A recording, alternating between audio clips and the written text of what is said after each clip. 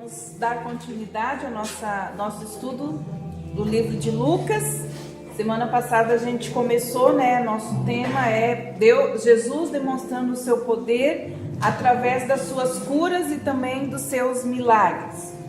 E nós estivemos estamos aqui então estudando, tirando tanto as curas e os milagres que aconteceram no livro de Lucas. E a gente percebe que ele foi aquele que relatou, que narrou mais as curas e milagres. Até porque a gente, pensando a respeito daquilo que nós estamos falando, que ele é então um médico, Então provavelmente foi a sua curiosidade a respeito dos seus pacientes, o que estava acontecendo, que reboliço é esse que está acontecendo aqui, Teve gente que eu já desenganei, Pensei que já estaria, enterrado, está aqui, andando por aí. O que aconteceu? Então, ele vai buscar saber o que aconteceu. E nós estamos, então, vendo que as curas e os milagres, os registros maiores, são exatamente no seu livro. Nós falamos que as curas, como a gente diferenciar curas de milagres? Que as curas são coisas que ele faz com aquilo que já existem, Tipo, eu tenho uma doença e ele foi lá e me curou. Mas o milagre é trazer à existência aquilo que não existe, Então, tipo, a multiplicação dos pães, uma mão que estava atrofiada e que cresceu, e outras coisas, outros milagres que ele fez, tipo a moeda dentro da boca do peixe, uma coisa que, Então essas coisas que Deus teve que trazer à existência, o sobrenatural, Então a importância da gente ver isso. E hoje nós vamos então ver mais um deles lá em Lucas capítulo 8, versículo 26 e 39, que faz parte então da missão de Jesus, Lembra que nós estudamos que ele se apresenta na sinagoga e diz que ele veio para libertar os cativos. Então, Lucas capítulo 8, versículo 26 a 39. Alguém tem esse texto, pode ler para nós. Então, Dileuza, por favor. Apontaram a terra dos Gerazenos, que está defronte da Galileia. Logo que saltou em terra, saiu ao encontro do homem da cidade, possesso de demônios, que há muito tempo não vestia roupa, nem morava em casas, mas nos sepulcros. Quando viu a Jesus, gritou, postou-se diante dele e com grande voz exclamou: Que tenho eu contigo, Jesus, Filho do Deus Altíssimo? Rogo-te que não me atormentes. Porque Jesus ordenaram ao espírito imundo que saísse do homem, pois já havia muito tempo que se apoderaram dele e guardavam nos preso com grilhões e cadeias. Mas ele, quebrando as prisões, era impelido pelo demônio para os desertos. Perguntou-lhe Jesus: Qual o seu nome? Respondeu ele: Legião, porque tinha entrado nele muitos demônios. E rogava-lhe que não os mandasse para o abismo. Ora, andava ali pastando no monte uma grande manada de porcos. Rogaram-lhe, pois, que lhe permitisse entrar neles, e lhe permitiu. E estando os demônios saindo do homem, entraram nos porcos, e a manada precipitou-se pelo despenhadeiro no lago e afogou-se. Quando os pastores viram o que acontecera, fugiram e foram anunciá-lo lá na cidade e nos campos. Saíram, pois, a ver o que tinha acontecido e foram até com Jesus, e cujos pés acharam sentado, vestido e em perfeito juízo o homem de quem havia saído os demônios, e se atemorizaram. Os que tinham visto aquilo contaram-lhe como fora curado o endemoniado. Então todo o povo da região dos Gerazenos rogou-lhe que se retirasse deles, porque estavam possuídos de grande medo. Pelo que ele entrou no barco e voltou. Pediu-lhe, porém, o homem que quem havia saído os demônios, que o deixasse estar com ele. Mas Jesus o despediu, dizendo: volta para a tua casa e conta tudo quanto Deus te fez. E ele se retirou, publicando por toda a cidade tudo quanto Jesus lhe fizera. Ok. Então aqui nós temos esse momento, né, que Jesus ele entra então nesta região e encontra um homem endemoniado numa região, vamos dizer, para a gente chama cemitério, né? Mas a região que ele estava era como uma região que era um cemitério perto, então, de um precipício. Então era um lugar onde ele estava exilado da sociedade, né? Porque o pecado, né? E o pecado que levou também ele a estar nessa situação, está possesso por uma legião, quer dizer, não era um demônio, né? Eram vários demônios que se apossaram dele e levaram ele à demência e ao exílio, né? Então, nesse tempo, Jesus encontra ele naquele lugar. E quando ele encontra com Jesus, não é ele que, olha só, não é ele que pede, é os demônios que estão dentro dele que reconhecem quem ele é. O homem não conhecia Jesus. Ele estava num lugar isolado, nem sabia quem era ele. Mas quando Jesus entra, os demônios falam: esse é o Filho do Deus vivo. Então, eles reconhecem a autoridade de Jesus. Olha que interessante. Você vê o homem falando alguma coisa? Não, ele nem se apresenta. Quem se apresenta são os demônios que estavam lá. Tamanha a autoridade que eles sabiam. O homem nem morava lá exilado naquele lugar dos mortos e não conhecia Jesus. Nunca ouviu falar de Jesus. Mas aqueles demônios reconheceram a autoridade dele. Então, olha só. E é nesse momento, quando Jesus entra, a primeira coisa que acontece, então ele recupera a sanidade, ele é liberto e ele então encontra a comunhão com Jesus. Então, o nome desse homem era Legião, porque ele estava possesso por uma legião de demônios. Esses seres, então, primeiro reconhecem que Jesus é o Filho de Deus e eles também já sabiam que a condenação era inevitável e que ele cumpriria a missão para a qual ele foi levado, então, naquele lugar. O Senhor, né, o que acontece com a cidade? Para você ver que como que as pessoas valorizam, né? Quando você não tem Jesus, não tem comunhão com Ele, porque se você observa o ministério de Jesus, sempre as pessoas foram mais importantes que as coisas, né? Para Jesus, as pessoas eram mais importantes que a tradição, que a cultura, as pessoas eram mais importantes que as instituições daquela época e das suas leis.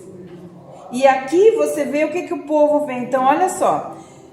o Senhor acaba sendo criticado pela destruição da propriedade alheia. Os porcos, para eles, valiam mais do que a vida de uma pessoa, né? Então ele foi dessa forma criticado por ter destruído lá, né, os porcos. Quando os demônios entraram nos porcos, eles pularam então no precipício. Então os porqueiros eram judeus, não importa se eram judeus ou gentios, eles deveriam ter posto mais valor em um homem do que em 2.000 porcos, porque para valorizar, né, eles até contaram quantos porcos tinham, né? Eram 2.000 porcos, como se a vida de uma pessoa, né, não tivesse valor. Eram 2.000 porcos que o Senhor destruiu, né? Mas ali nós temos Jesus falando que para ele uma vida vale mais do que o mundo inteiro e que milhões de porcos, né? Então eles atribuíram esse valor mais ao suíno do que ao Salvador, mais aos porcos que à sua própria alma. Não se sabe se eram judeus ou gentios. Para mim eram gentios, porque os judeus não comiam porcos, então eu acho que eles não eram judeus, né? Então provavelmente eram gentios. Mas aqui a gente vê exatamente isso. Jesus tem autoridade e ele é reconhecido primeiro no mundo espiritual, depois no mundo natural, porque o homem só recebeu depois que ele recebeu então a dádiva de ser liberto desses espíritos. E aqui a gente vê novamente Jesus valorizando mais a vida do que outras coisas. Ok? Próximo, a mulher que tocou na orla da sua veste. Lucas 8, 43, 48. Quem? Pois não. Lucas 8, só para o pessoal abrir, quem quiser abrir. Lucas 8, 43, 48. Pode ler, mano.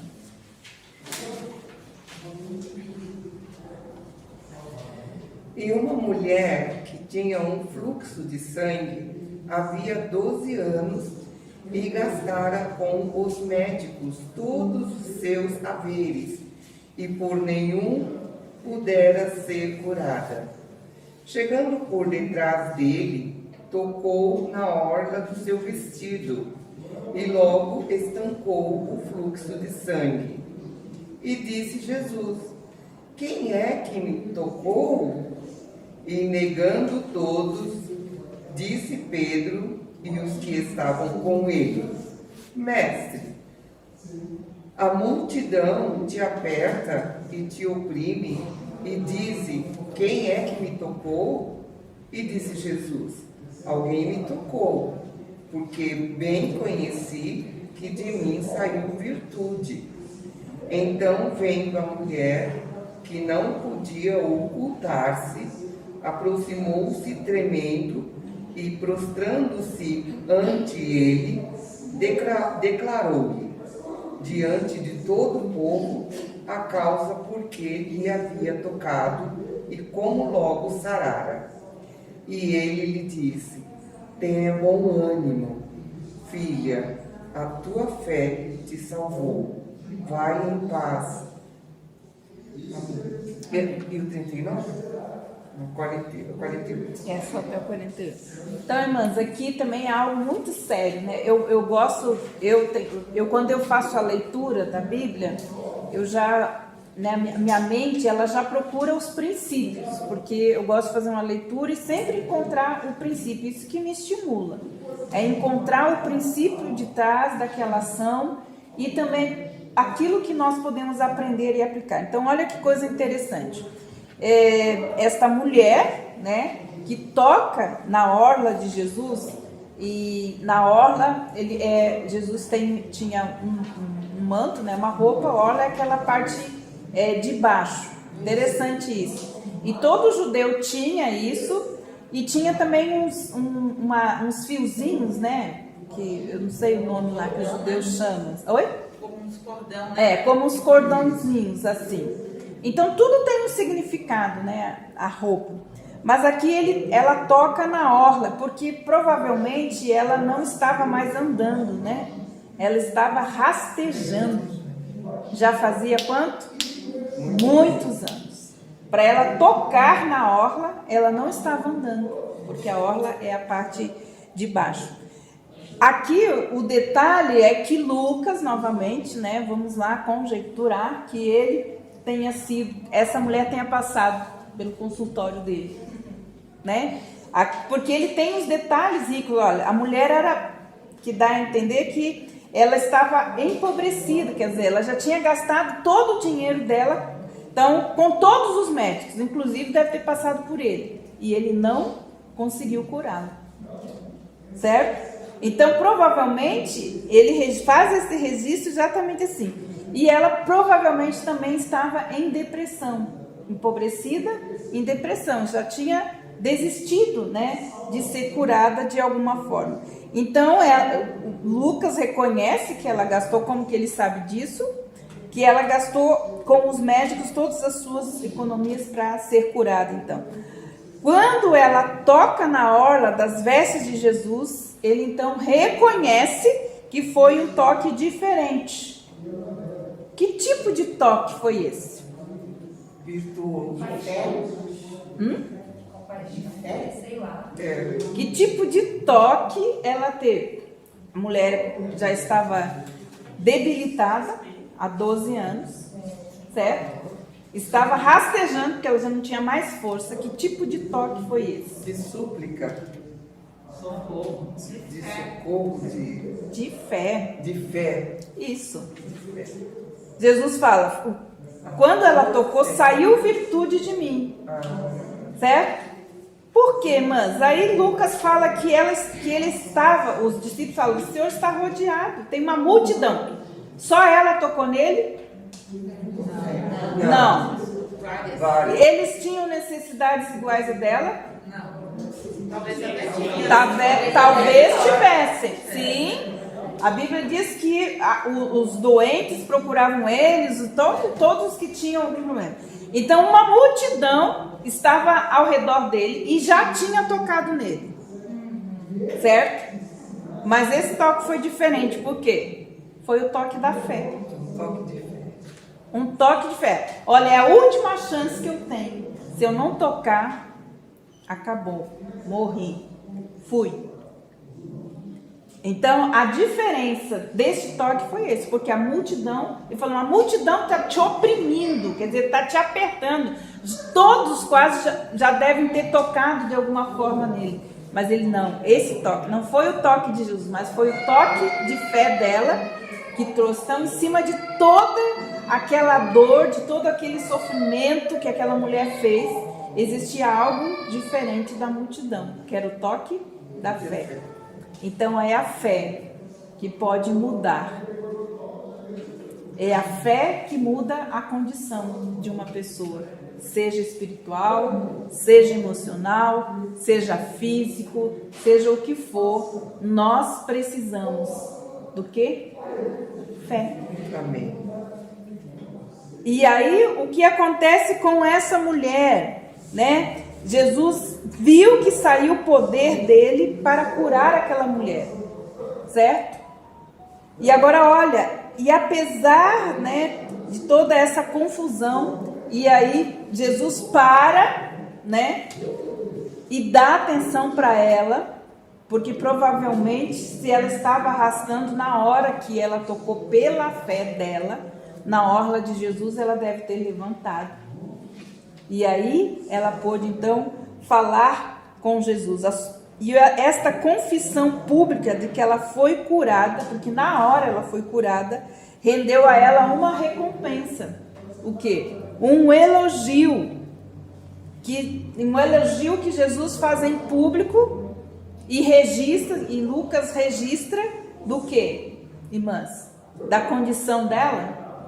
Não. O que da fé dela. Não foi a condição dela, mas foi a fé dela que foi elogiada. E Jesus então lhe despede, vai em paz, porque a tua fé é que te salvou.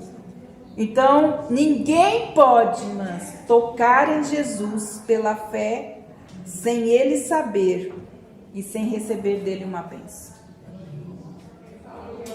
Tinha uma multidão, mas uma mulher de fé tocou nele e ela saiu, então, com esse elogio em público. Olha, outras pessoas estavam ali com necessidade e podem ter tocado nele, mas não tinham a virtude que essa mulher tinha, que era o quê? Fé. Eu tenho muitos questionamentos em relação a essa parte, porque assim, também tem a vontade de Deus, né? Porque às vezes a pessoa tem assim a fé, mas Deus não quer curá-la também, né? Não só a questão da fé seria, né? Então, ó, quando eu gosto de ver, a fé é importante. Por quê? Porque todas as vezes que Jesus faz uma cura, um milagre, esse é um item que ele sempre fala. Vai, a tua fé te salvou. Olha, eu não vi tamanha fé na vida de uma pessoa. E teve uma pessoa que não teve fé. E que ele falou, e ela falou assim, ela ou ele falou assim: Senhor, me ajuda na minha incredulidade. Até mesmo se você não tiver fé e reconhecer que você não tem, Deus pode realizar um milagre. Não falou assim, ó, me ajuda na minha incredulidade, cura o meu filho ou minha filha, não lembro qual que é, e ele curou. Então ela não tinha fé, mas um ingrediente importante para a maioria das curas e milagres que teve foi a fé. E todos eles ele falou, você pode olhar lá. Ou vai em paz, tua fé te salvou. Olha, eu nunca vi tamanha fé. Ele sempre falou, então um ingrediente importante é a fé. E se eu não tenho, ele pode revelar. Pode? Eu tenho uma doença crônica chamada endometriose. Eu me trato da doença desde 2008. Os médicos falam que eu tenho desde que eu tinha 13 anos. Eu descobri com 28 anos de idade. Passei por 9 cirurgias. Eu vejo assim que eu orei tanto pela cura. Eu entendo que a cura que Deus deu para mim, a libertação, talvez, que eu tive, não foi assim, não tem mais a doença, que a doença é crônica, não tem cura, tem ela até hoje. Porém, como a gente sabe que nossa vida está aqui por um motivo, né? E Deus usa a nossa vida para glória dele, até esse momento da doença. É a gente tentar ver o que Deus está fazendo no meio de tudo isso. Realmente andar pelos vales, sempre acompanhar com Deus, não importa se vai sofrer cirurgia, não sei o quê. Mas ali Deus está tudo com você, e tudo tem um propósito. Hoje, depois de olha só, hoje, nós estamos em 2021. Hoje eu fui entender o propósito de Deus para tudo isso. Eu fui chamada para participar de uma palestra junto com a minha chefe, com a minha médica, para palestrar sobre a minha vida no meio de um monte de médicos do Brasil inteiro. Olha só. Eu fiquei pensando, Deus, eu fiz para passar por tudo isso, para ser experiência, para ajudar mulheres do Brasil inteiro. Eu não tinha essa visão. Sim, e olha só, Deus usa a nossa vida para a glória dele, tudo, né? Vamos continuar? Vamos falar então um dos mais grandes, maiores milagres, né, gente? Que é a da multiplicação dos pães, a alimentação de 5.000. Lucas 9, 10 a 17. Quem tem? Quem está com essa leitura? Lucas 9, 10 a 17. Eu acho que não está aqui quem estava com essa leitura. Quem poderia ler? Lê para nós, Marisilda, por favor. Lucas 9, 10 a 17. Ao regressarem, os apóstolos relataram a Jesus o que tinham feito. Levando-se consigo, retirou-se à parte para uma cidade chamada Betsaida. Mas as multidões, ao saberem, seguiram-no. Acolhendo-as, falava-lhes a respeito do reino de Deus e socorria os que tinham necessidade de cura. Mas o dia começou a declinar, então se aproximaram os 12 e lhes disseram: despede a multidão, para que, indo às aldeias e campos circunvizinhos, se hospedem e achem alimento, pois estamos aqui em lugar deserto. Ele, porém, lhes disse: dai-nos vós mesmos de comer. Responderam eles: não temos mais que 5 pães e 2 peixes, salvo se nós mesmos formos comprar comida para todo esse povo. Porque estavam ali cerca de 5.000 homens. Então disse aos seus discípulos: fazei-os sentar-se em grupos de 50. Até o 17. Agora é o 15. E atenderam-lhe, acomodando a todos. E tomando os 5 pães e os 2 peixes, erguendo os olhos para o céu, os abençoou, partiu e deu aos discípulos, para que os distribuíssem entre o povo. Todos comeram e se fartaram, e dos pedaços que ainda sobejaram foram recolhidos 12 cestos. Então aqui é importante, uma coisa de saber é que não houve só uma multiplicação, houve mais de uma, né? Na verdade aqui tem várias simbologias, esse texto aqui, a gente também para a gente observar o que aconteceu lá no deserto, lembra do maná? Então Jesus é o próprio maná, ele fala, né? Se apresenta como maná, como o pão que desceu do céu. Então esse aqui tem várias simbologias. Inclusive aquilo que Deus fez no deserto, trazendo o maná para o povo, né? E aqui Jesus, ele já se apresenta. Então, o que a gente precisa entender, eu falei a semana passada, nós precisamos ter uma visão espiritual para sempre ver as coisas de cima para baixo. Toda vez que você quiser entender daqui para lá, esquece, porque você não entende, não compreende e não sai da condição aonde você está. Mas quando nós olhamos de cima para baixo, quer dizer, sempre do reino espiritual, do mundo espiritual, para cá, porque a palavra de Deus fala isso, tudo aquilo que é gerado lá em cima é gerado aqui. Então não adianta tentar entender as coisas aqui se você não entender as coisas espirituais no reino do Espírito.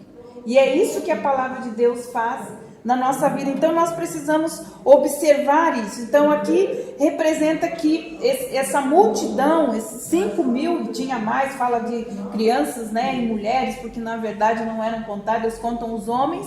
E então aqui provavelmente essa multidão aqui eram uns 25.000, porque se for pensar nas mulheres e nas crianças e outras pessoas que estavam junto. Então, aqui representa essa multidão, o mundo pecaminoso, faminto do pão de Deus. Né? Aqui nós estamos, é algo, isso que a gente precisa entender, é um milagre, é algo que que Jesus traz à existência, que não existia.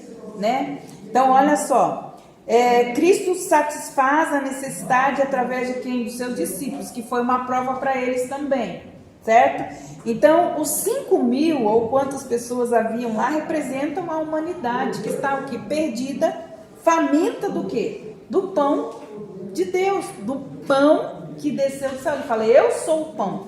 O que ele quer dizer? Ele quer dizer assim, que a sua necessidade ou a necessidade do mundo só tem uma pessoa que pode saciar. Sou eu sou o pão.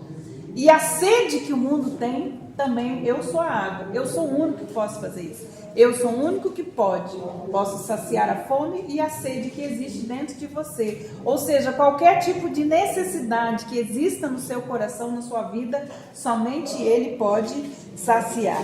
Então, os discípulos aqui representam os cristãos desesperados, que às vezes se acham com recursos limitados e muitas vezes sem vontade de compartilhar o que tem. E aqui nós temos a questão da multiplicação, e a gente entender que a matemática de Deus é diferente da nossa matemática e da matemática do mundo.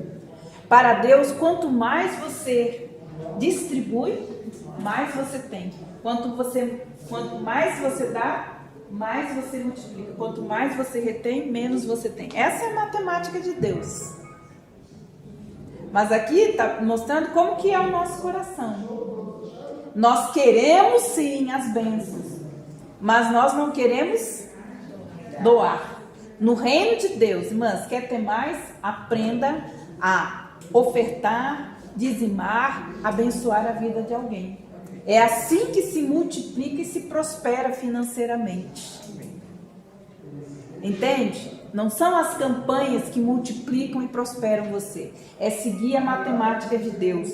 Então, aqui teve um probleminha. Que eles ficaram assim, como que a gente vai, dar comida para essa grande multidão? Então, a ordem do Senhor, dar-lhe voz de comer, é simplesmente uma repetição também da grande comissão. Né? Quando ele fala, você vai por quê? Oferecer o pão para os famintos. Que pão? Jesus. Vai oferecer água para os sedentos. Quem? Jesus. Então esse dar-lhe voz também tem a ver com a grande comissão. Ir de pregar o evangelho a toda criatura, ensinando. Então toda aquilo que nós vemos. Então qual é a lição que nós temos aqui? Se nós entregarmos a Jesus o que temos, o que tínhamos, O que nós tínhamos lá, gente? 5 pães e 2 peixinhos. O que você tem hoje em suas mãos? O que você tem hoje?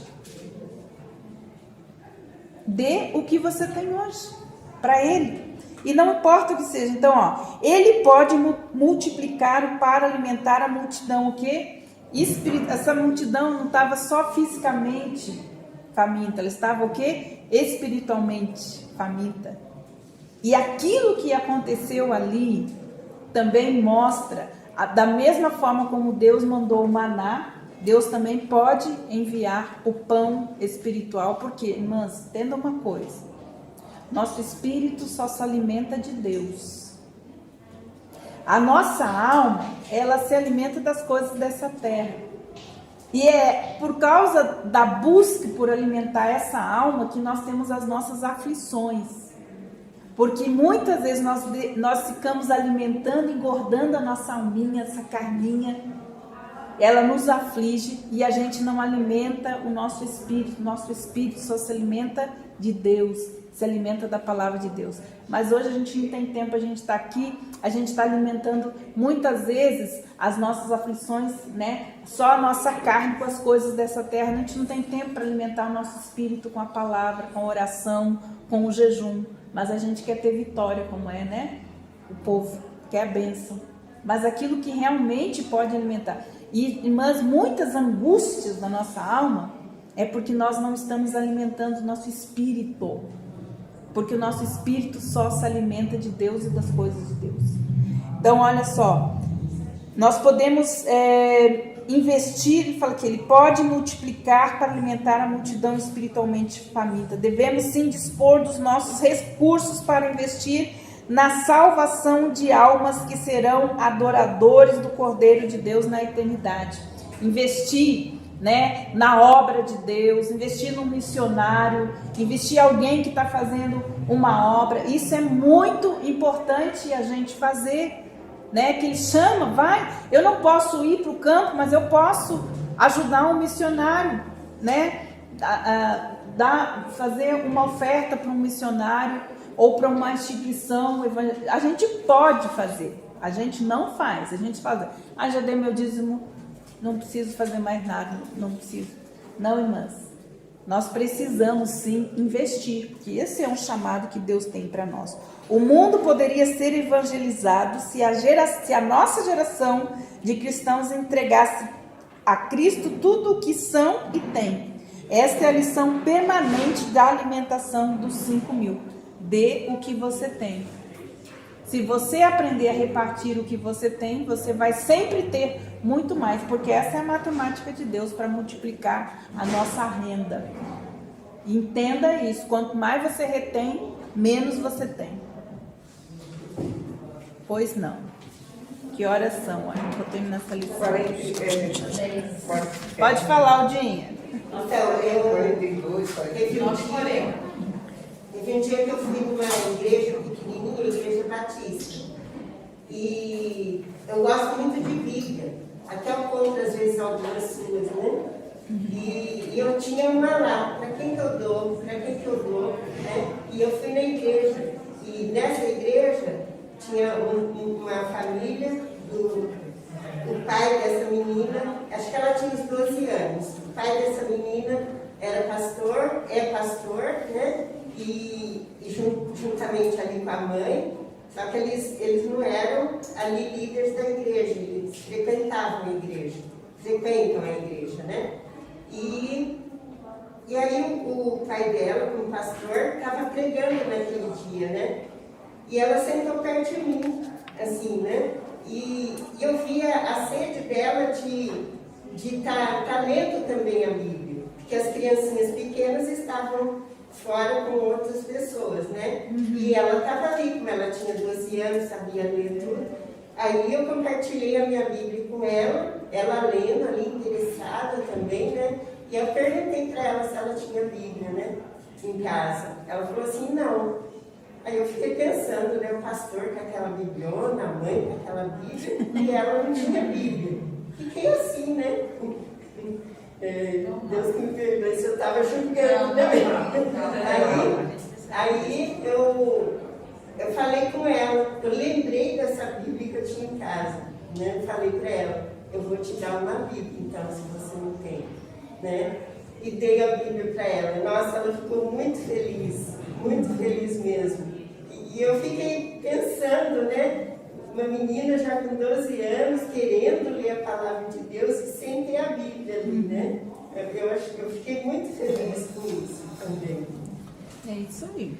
Então a gente pode. São várias coisas, não é só questão de dinheiro. A gente pode multiplicar.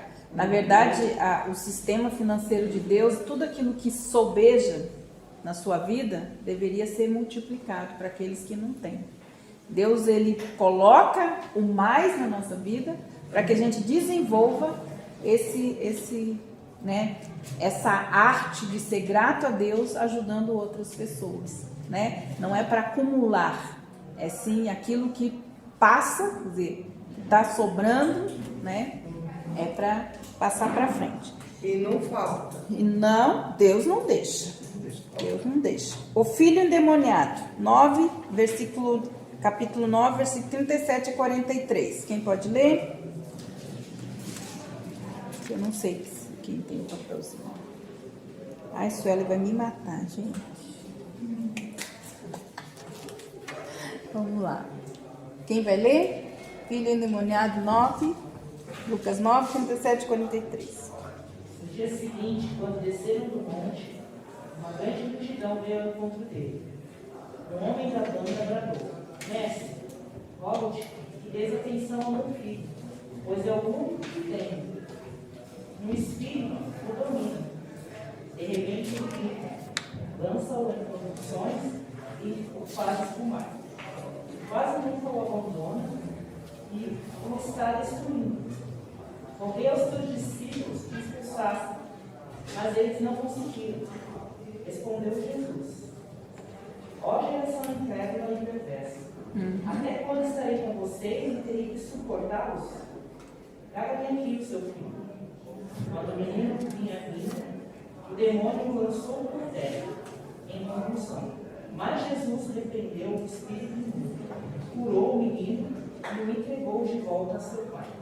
E todos ficaram atónitos ante a grandeza de Deus. Olha novamente o que acontece aí. Quem que vê primeiro? Os demônios, né? Não, os demônios são o primeiro que vem no mundo espiritual. Entende? O menino não tem visão espiritual, mas o mundo espiritual estava ali se manifestando, porque os demônios foram os primeiros que, quando viram Jesus, né? Então, aqui nós vemos como que é a crueldade e a violência do pecado, e aqui o poder curador de Cristo. Então, ele saiu, né, do monte, ele estava no monte orando.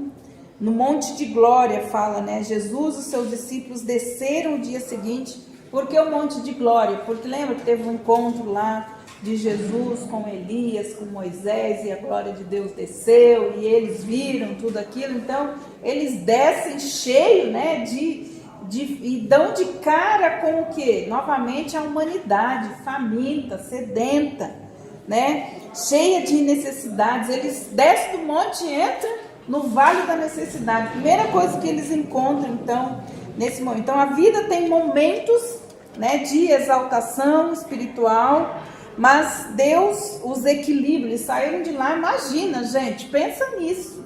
A visão. Eles tiveram a visão, viram Moisés e Elias, né, lá com Jesus, né, naquela visão gloriosa. Pensa bem como que eles descem daquele monte lá. E dão de cara com a realidade. Né? Então, Deus traz o equilíbrio com a rotina diária de fadiga e consumo, porque eles desciam, já começava o trabalho. Então, foi a descrença de alguns homens que impediu eles de curarem esse menino. Então, a importância de entender, como a gente está falando aqui, né, de você ver que precisa ter fé, né? Mas Deus, ele sabe, gente, porque quando a gente fala de fé, a gente tem um conceito apenas, né? A fé, ela tem vários aspectos. Tem uma fé natural, certo? Que é o que nós temos, mas tem a fé sobrenatural, mas tudo tem aonde Deus quer usar, como a Vanice falou. A importância da gente entender é que a gente é um instrumento de Deus e Ele usa a gente da forma como Ele quiser. Importante que nós nascemos para glorificar a Deus e Ele diz que Ele usa todas as coisas para a sua glória. Não há nada que Deus não use para a sua própria glória. Então Ele repreende o espírito imundo, Ele cura o menino e entrega o menino ao seu pai. Todos se maravilham.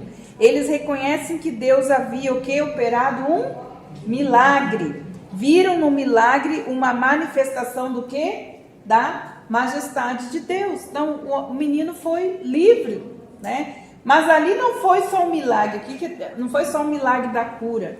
Foi o milagre da cura da incredulidade. Certo? Ele falou, esses homens, essa geração que está aqui é incrédula. Então não foi só o milagre de ter tirado, mas ter aquela geração experimentar, né? Ser livre da incredulidade depois daquela obra ali. Ok? A mulher com espírito de enfermidade, Lucas 13, 10 a 17.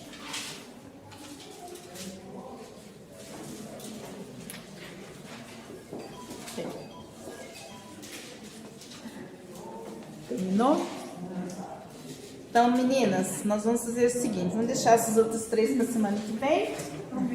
E depois a gente entra num outro assunto também na próxima aula. A gente termina e encerra isso aqui, ok, queridas? Hoje eu estou com visitas.